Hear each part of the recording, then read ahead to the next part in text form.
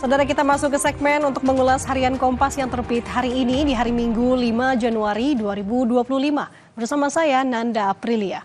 Saudara, kita akan melihat halaman muka harian Kompas. Lebih dulu di sini ada sebuah foto berita yang menampilkan situasi ataupun kondisi Gunung Merapi yang mengeluarkan abu vulkanik.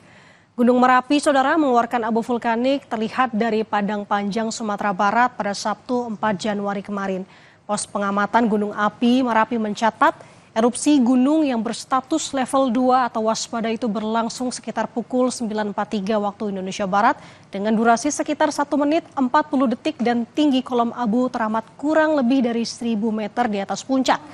Penyalahgunaan selanjutnya, saudara, ada penyalahgunaan senjata api yang menjadi sorotan akhir ini juga, saudara. Penyalahgunaan senjata api makin marak, saudara. Penyalahgunaan ini belakangan telah meresahkan publik. Untuk mencegah jatuhnya korban, penggunaan senjata api perlu ditertibkan dan diimbangi dengan peningkatan integritas aparat.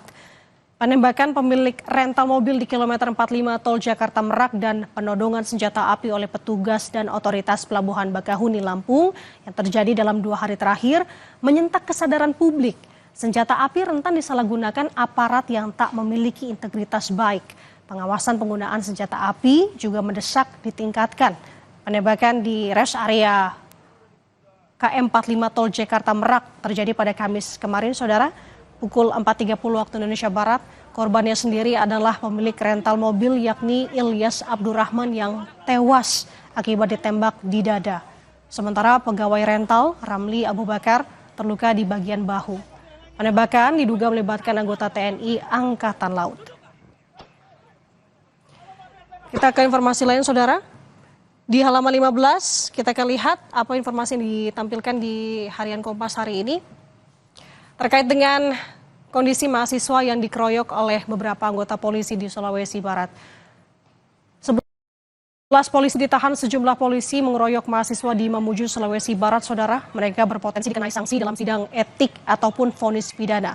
Setelah pengembangan, total ada sebanyak 11 anggota yang dilakukan penahanan khusus setelah awalnya 7 orang ditahan.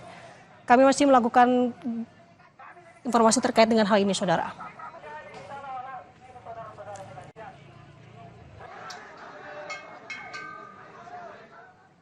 Untuk informasi lebih lanjut, Anda bisa membaca di harian Kompas atau bisa mengaksesnya melalui kompas.id.